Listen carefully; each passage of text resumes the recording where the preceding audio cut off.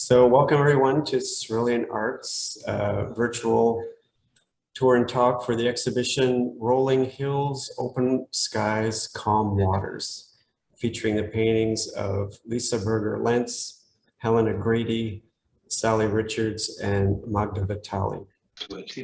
So we're excited for the show. We're came together really well, and we're happy to hear what people have to say tonight. I'm going to spotlight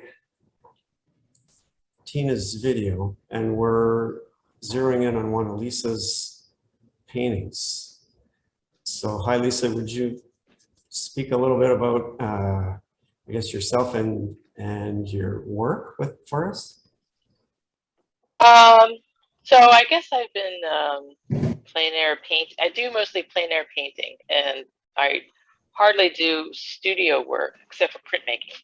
And so a lot of these images were part of a well, actually this was in the Adirondack. This was not part of a competition, so I was up there, and this particular image is this long road in the Adirondacks that has big vistas and stuff. And actually I started it one year and finished it the next year at approximately the same time.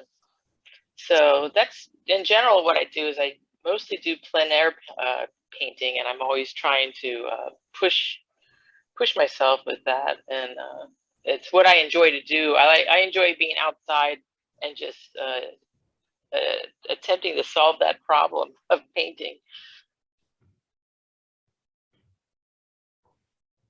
Thank you. So Magda, these are two of your watercolors.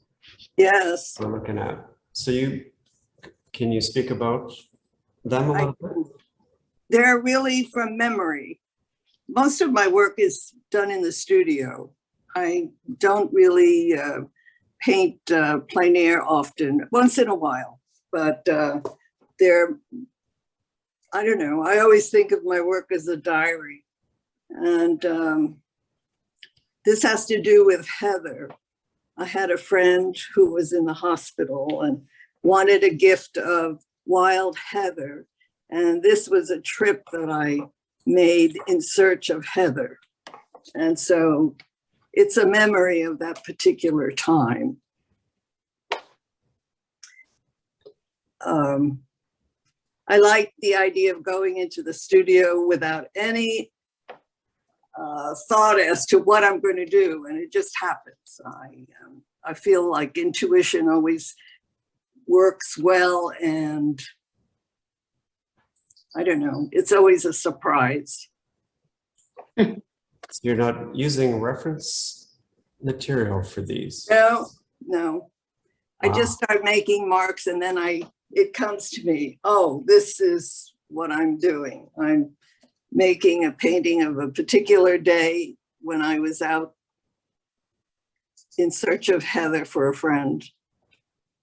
So they all have little stories like that. It isn't really for the viewer to see. I like them to have their own story.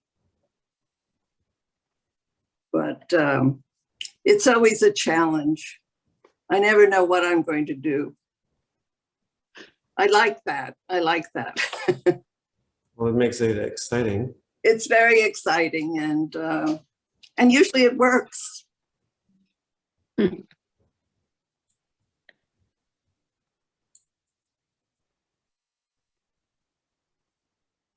So Helena, this is one of your watercolor gouache. Yeah, this is a watercolor. Yeah. And this was in plein air, and I went out and we spend a lot of time in the summer on the Chesapeake, and I've gotten involved in plein air down there, and it just was a piece that actually this guy took me over, and then you know, I placed the land and then you know, learning how to work with water and the sky, and it's and learning to work outside is a wonderful it's a wonderful challenge, and yeah. Watercolor lends itself to outdoor Yes. painting a little Yes. bit. Yes, it does. So do you complete them on the spot, or do you bring them back? You know, I try to complete them on the spot, but inevitably this one actually, I think pretty much I completed on the spot.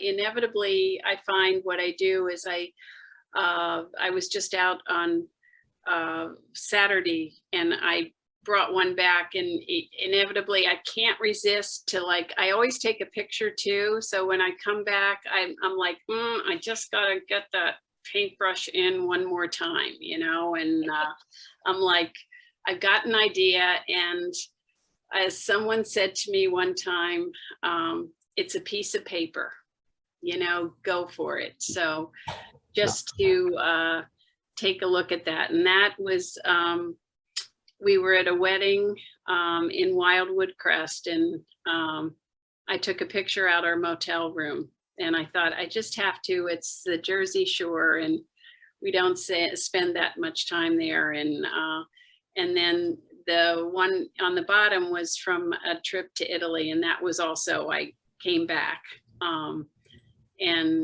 did the picture, and I was trying to catch the facets, you know, the patchwork of the vineyards and the hills, and you know, you could spend forever working on the way the terrain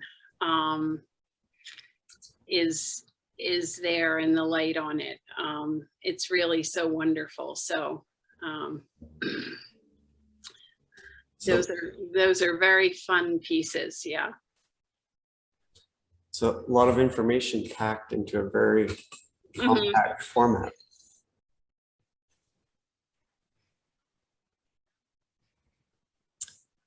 So these two here, these are by Sally Richards, and she can't be with us tonight.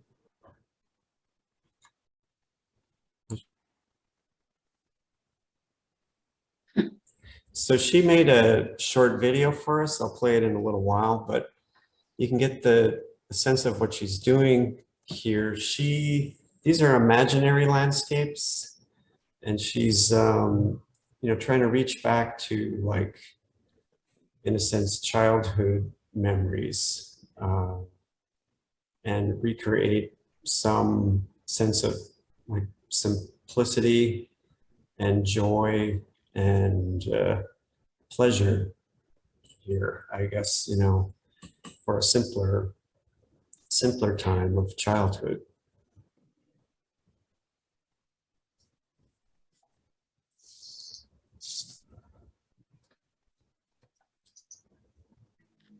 So Lisa, we're looking at one of yours, and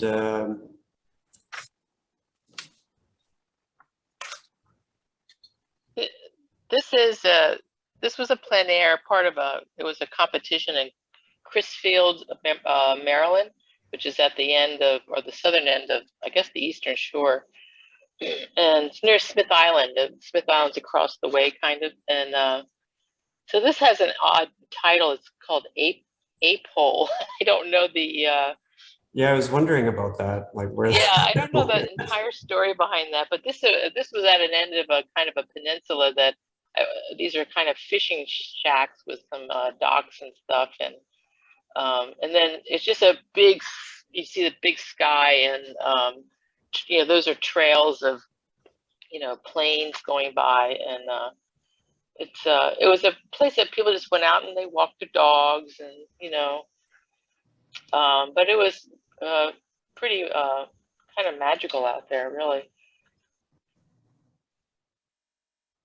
And this is in a region called Paul Smith, New York, which is next to a college called Paul Smith College. And they have this place called the VIC, which is Visitor Interpretation Center. And it pretty much highlights kind of all the things of the Adirondacks in a contained nature.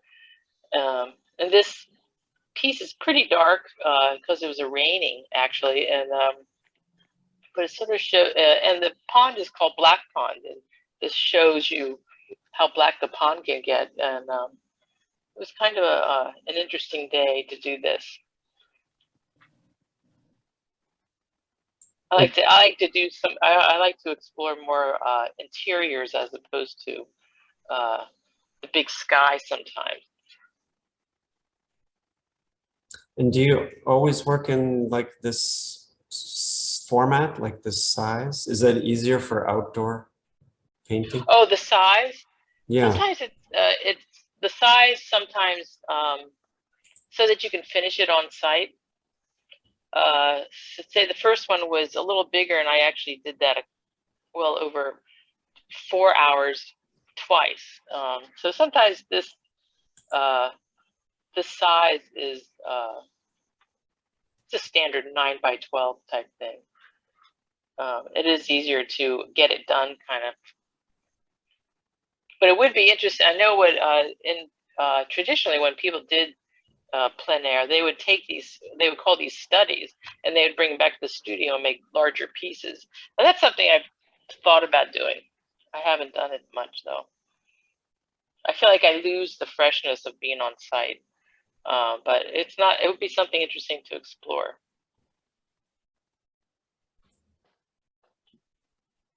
Thank you.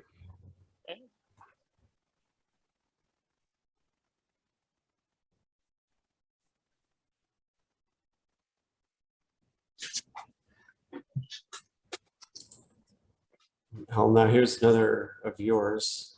Yeah.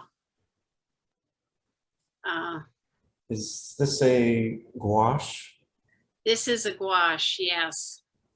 And it was, I was down at the, on the Eastern Shore, just below Chestertown in Rock Hall.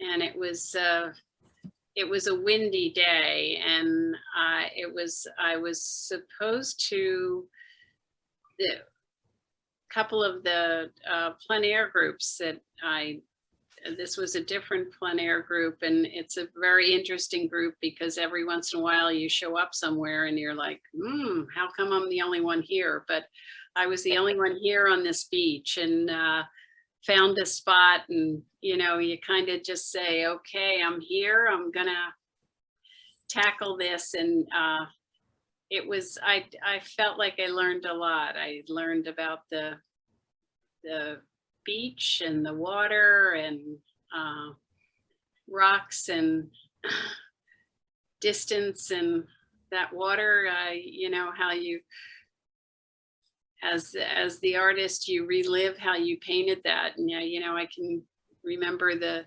stages that water went through, and just the bounce of the day. And it was a whole morning. And you swim too, yes? I do. Yeah. So water is important to me. Yeah, I do an open water swim down where we rent a little cottage, and it's a lot of fun. So yeah, the water is good.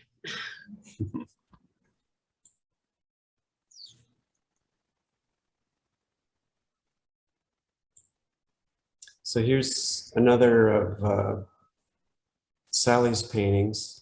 So at this point, I'm gonna play her video for you. Hi everyone, I'm Sally Richards. Sorry, really sorry that I'm unable to be with you tonight live. So Mike thought it would be a somewhat satisfying experience to have me share some things with you by video. So I'd like to, first of all, to share a little bit about myself and my work, and then I have one particular piece I'd like to say a little bit more about in the next 5 minutes. Well, first of all, I think it's fair to say that by the standards that have been set by the Cerulean artists, I'm a relative newcomer to the world of fine art making. I actually have always wanted to be an artist, but when I was young, I thought there was no way that I could make a successful career and a living, frankly, out of it. So when I went away to college, I studied conceptual mathematics and fine arts, and when the time came to earn a living, I went the route of business, and ultimately that took me to an MBA and a long corporate career as an executive in technology industries, and also a management consultancy. So all of the time that I was doing this, and I really loved every minute of my corporate career, I must say, I never lost the desire to be an artist. And I tried numerous times. I actually tried countless times to study art on the side, but somehow my travel schedule and just the busyness of being in big jobs made it a very unsatisfying thing, because I just couldn't focus. So at a certain point, I don't know, maybe it was 20 years ago, 30 years ago, I don't know, I decided that I was going to wait. And when it was time for my corporate career to be finished, then I would become an artist. And that's exactly what I did. So it turns out that the PAFA certificate program was the perfect solution for me. And I took about 5 years to do it, because I was working at the beginning part-time still. But I really loved every single minute of the classical education that it provided. I loved painting. I studied painting and printmaking. That was my focus. But I loved woodshop and making wooden sculptures that were really relief paintings, bookmaking, book binding, letterpress, all of those things were endlessly fascinating to me. So as I was, just before COVID actually, I was busy experimenting on bringing together technology with my newfound art making skills, and taking reference photographs as a starting point, began to create digital prints that I then painted into and used that as them as a substrate for multimedia works, some of which were quite large works. Well, that came to an abrupt halt with COVID, because the print shop was closed, the wood shop was closed, the digital lab was closed, and I was in a tiny basement little studio at home. So I turned to painting. And I did also a minor amount of collage, but I turned to painting, and since then have been focused on it. Most of my work currently is focused on landscapes, and with increasing levels of abstraction. The current series, of which the things behind me are part of what will be in the Cerulean show, are what I call imaginary landscapes. And the way they work is that I start with a limited palette. I take very freewheeling marks, and eventually something starts to come forward to me in the image that reminds me of something. In the case of the imaginaries, it's mostly, or many cases, the source of the work are childhood memories. But it's also what's also true, are really important experiences from travel and different times when those things make a significant impression, that you would remember them and the feelings and the energy of them over time. So my intention with all of these is really, I guess my mojo is play. And I don't paint unless I have a joyful, playful feeling, because I just know that the work is going to reflect whatever those feelings are that are present at the time I do it. And I do this because I want the work to be simple, colorful, light, and be able to reproduce the energy in this almost the childlike spirit of play, like what it's like for people when they have that kind of a spirit that they're able to recreate it and just play all out, so to speak, until it's time to rest. So the one piece that I wanted to say something about is this one. I'm sorry, it's so hard to show in the video. This is called Meadow Pool. And the piece actually came to me in very much the way that I described. That what emerged for me in the first few marks and the messiness of the beginning of the painting was my neighborhood, with a cemetery at the top of the hill and the pool at the bottom. The painting itself is called Meadow Pool, and what it's about really is a recreation of the feelings, the greens of summer, and the pool is a place that we grew up in. We spent endless hours at this pool in the summer with our suburban moms. And as we grew up and got older, it was a place where we did swimming races and won medals and took swim lessons and taught swimming, and it was a source of money actually because we were lifeguards, and that's sort of the way that life was. It was the place where we learned to play in water, with water, around water. And so my intention with the painting was to bring back that elemental energy that comes when there's a simplicity in life and in the surroundings of life, of the outdoors, that calls to you, and that in the end provides a place not only to play but also to rest and to restore from that spirit. So again, I'm really sorry that I was unable to be with you. Please, if any of you have any questions, obviously I can't handle Q&A tonight, but I would be very happy to answer any questions if you have them, or to, just have you connect, which you could do through my website contact page.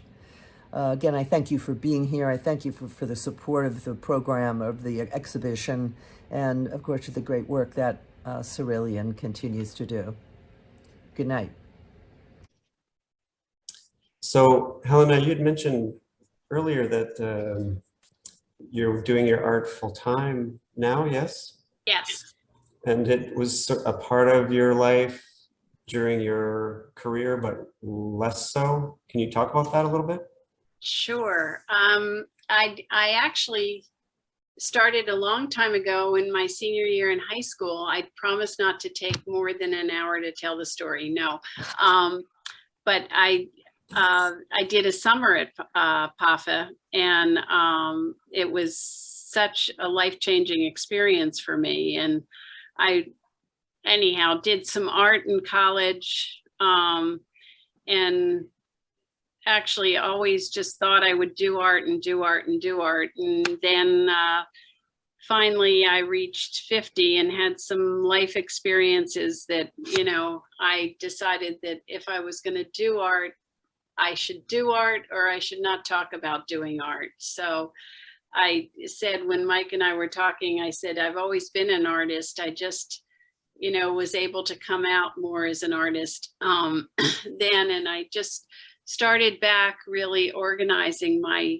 efforts and taking classes and working with different instructors. And it's really been a dream come true. And then to retire and be able to be more full-time. And so this is a gouache, and this is again down on the Chesapeake, and this is in front of a friend's house. And it's just the way it looks. You have the wild, bushes, and the more lawn area, somewhat not quite really manicured, but and then the big sky.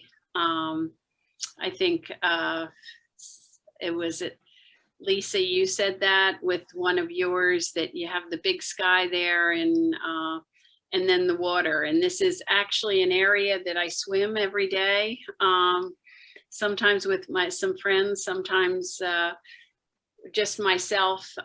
It's about a mile swim, and always try to do it with the current, because if you don't do it with the current, it takes a little longer to do. And but you walk down and either swim in the one direction, or I swim and then walk back. And so it really, it's all about the sky and the water, and then, you know, just the green. And I love gouache because the way you can kind of highlight some colors there. Just fun to do. Thank you.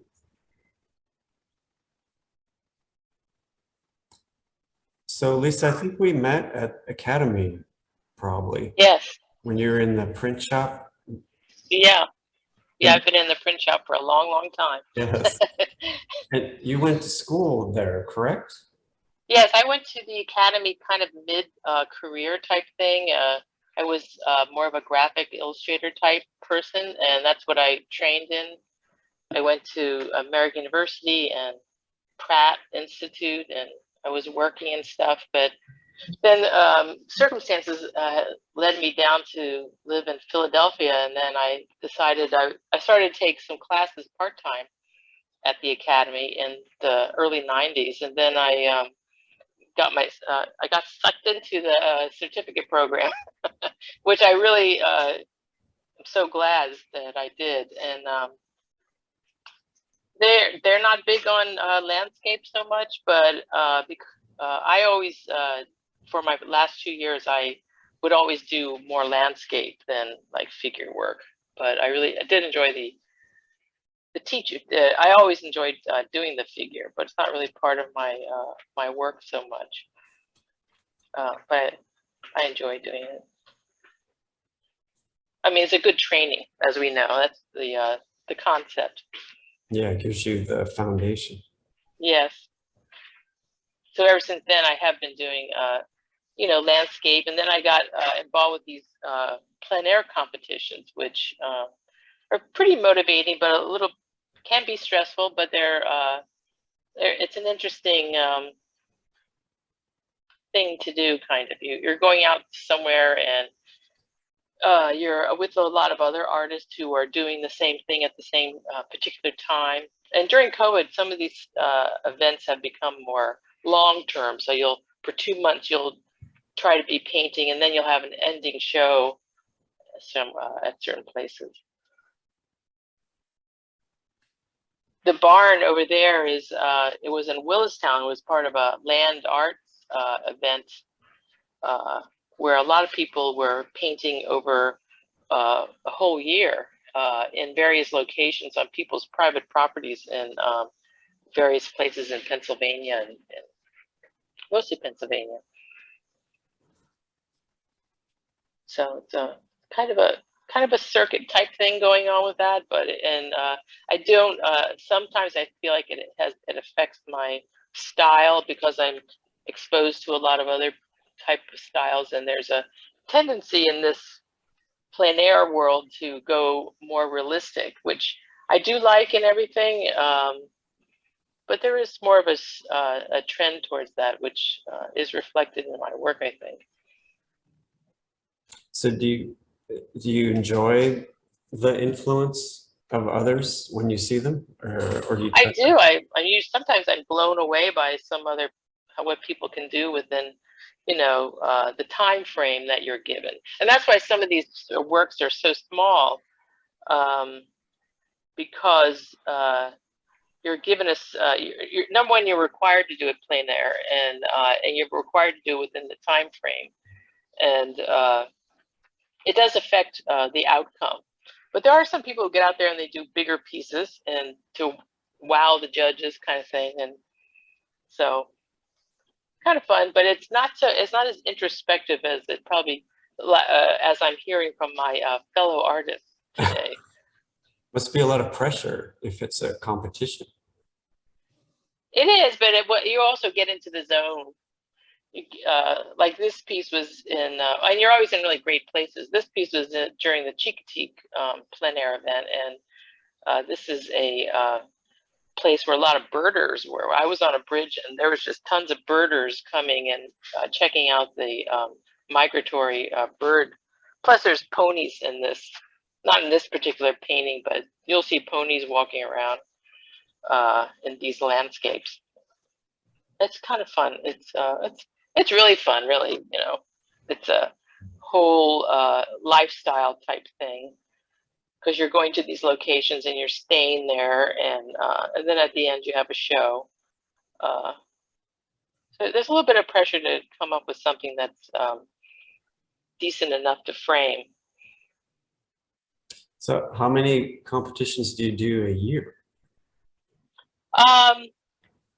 For this year, I've already done one in Marietta, Pennsylvania. That's like a first one, and then soon I'll be doing one in Keysville, and then I have a couple of new ones. Well, I'm doing one in the Adirondacks, and then so maybe about six or seven, and sometimes some little ones in between.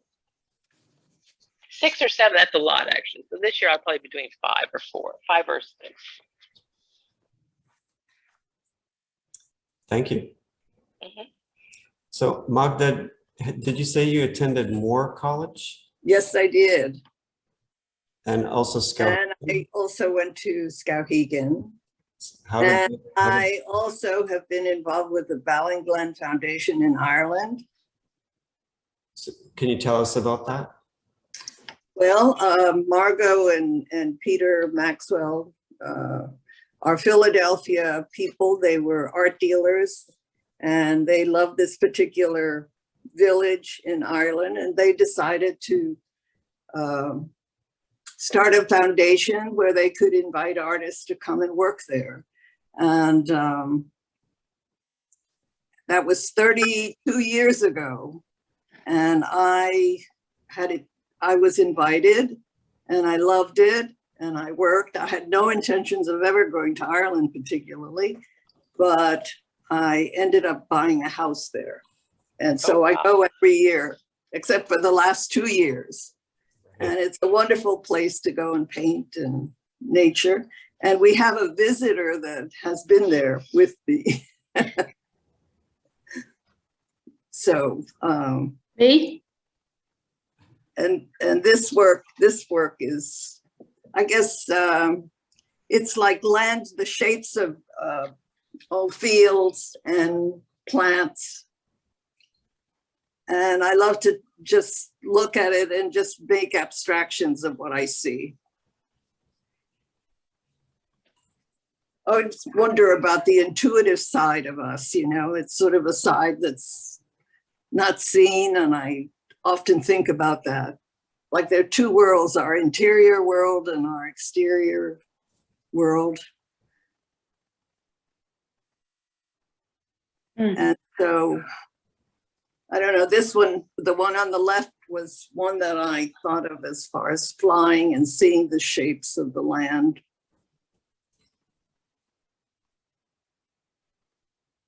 I also am an avid gardener, and so the flowers and plants play a big part of my, they're in my work all the time. I think of them as the alphabet, you know, it's like I write my own stories with the shapes and the flowers and the plants.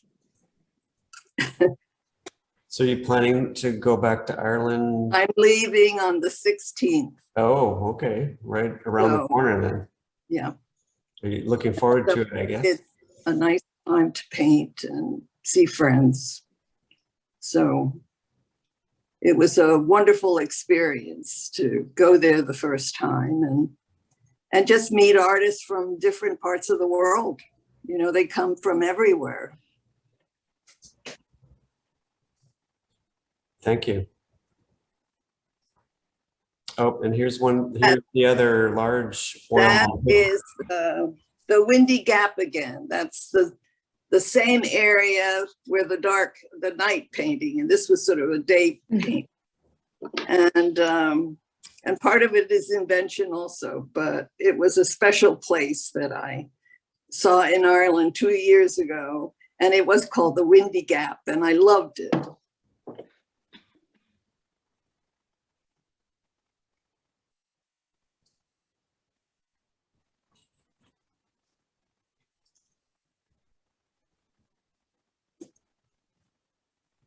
I don't know. I try to paint the feelings that I have. I don't know if that's possible, but anyway, that's what I think of.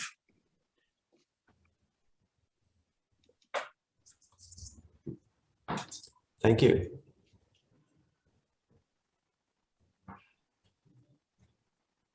So Helen, I'm intrigued by the bench.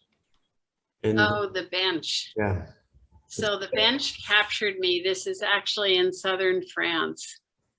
And I was captivated by that bench too. I spent a lot of time on that bench. And I discovered a lot. And, you know, it just, it really was just a bench. And then there was this landscape and just looking out. But it's, yeah, I love that bench. Well, the title is "This Bench is Waiting for Me." Yep. Yep, it is. It's just, you just want to sit there and you could look out and look at that sky and just to the, everything, the land going on and on and on. Yeah.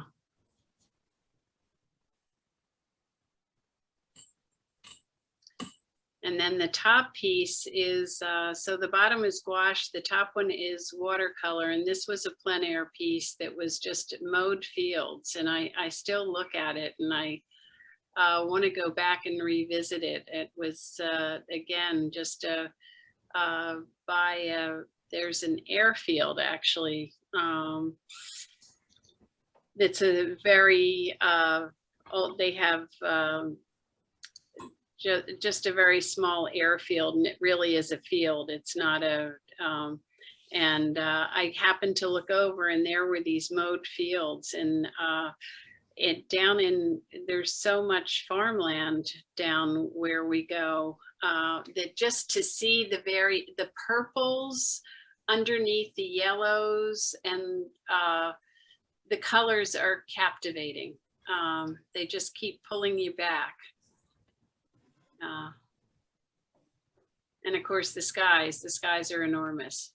I live in Center City, Philadelphia. So, you know, our skies are, you get patches, but it's just wonderful to see.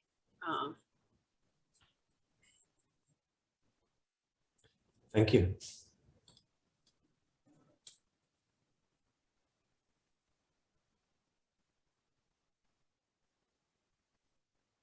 So are there questions, any questions for the artists?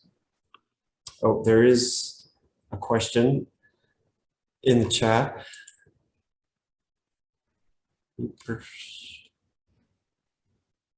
About choosing locations when painting on site. So if anybody wanted to venture, what is it about locations that attract you? Anybody? Any takers?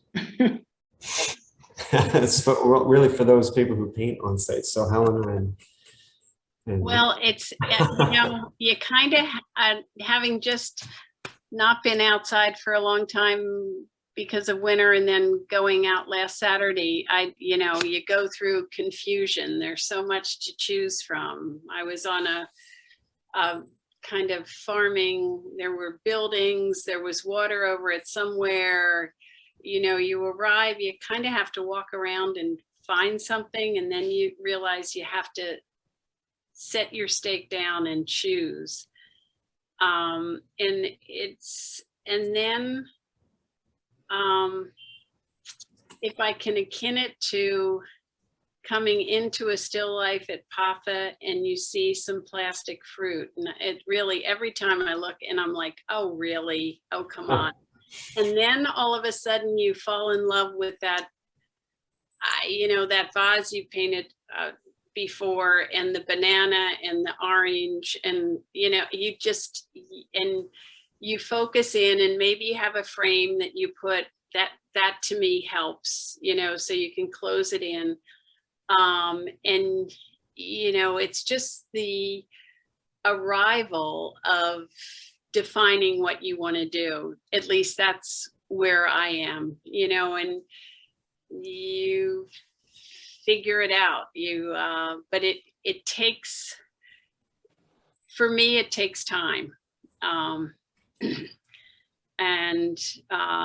But it's very exciting. You know, you make mistakes and then you correct something, and then you